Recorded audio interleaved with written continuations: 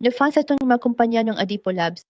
Itinatag sa Korea noong 2003, ang Adipo Labs ay lumago upang maging nangunguna sa inobasyon at teknolohiya na dalubhasa sa pamamahala ng sakit.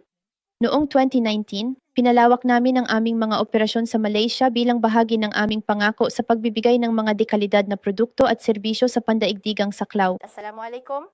Ako si Maysara, isang physiotherapist mula sa Adipo Labs.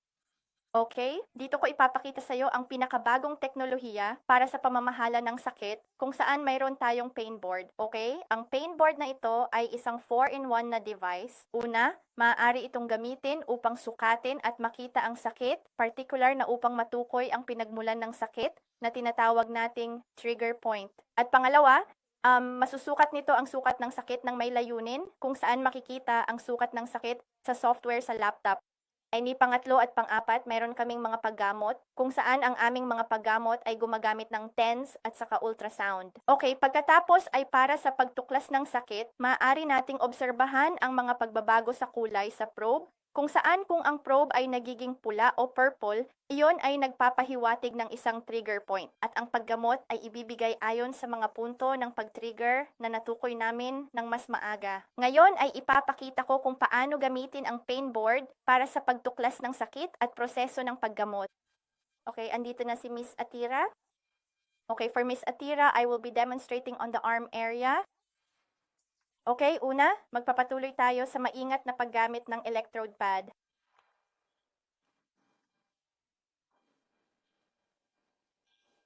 Susunod, ginagamit namin ang probe kung saan maaari naming obserbahan ang pagbabago ng kulay dito at sa board ng sakit sa proseso ng pagtuklas.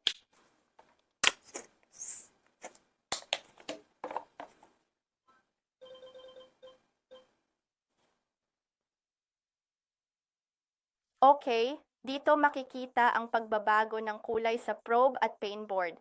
Kung ang kulay ay nagbago sa pula, ito ay nagpapahiwatig ng isang trigger point. Kaya sa susunod, gagawa kami ng pag-record upang makuha ang sukat ng sakit sa lugar ng paggamot. Ang susunod na proseso ay para sa paggamot. Para sa paggamot, mayroon kaming ultrasound, TENS, at isang kombinasyon din ng ultrasound at TENS, and pati na rin ang kombinasyong ultrasound at TENS. Para sa kaso ni Miss Adira, gagamitin ko ang kombinasyon ng ultrasound at TENS.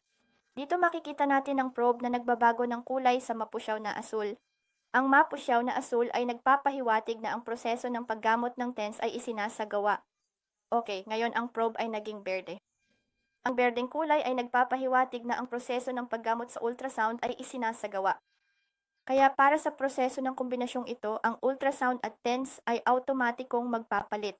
Karaniwan ang paggamot ay tatagal sa pagitan ng 6 hanggang 20 minuto. Ang nakalakip ay isang halimbawa ng mga resulta ng isang pasyente na nagpapakita ng marka ng pananakit para sa bawat session ng paggamot. Ang mga pagbabago sa mga marka ng sakit sa paglipas ng panahon ay nagpapahintulot sa amin na subaybayan ang pag-unlad ng pasyente at ayusin ang mga interbensyon sa paggamot ayon sa mga pangangailangan ng pasyente.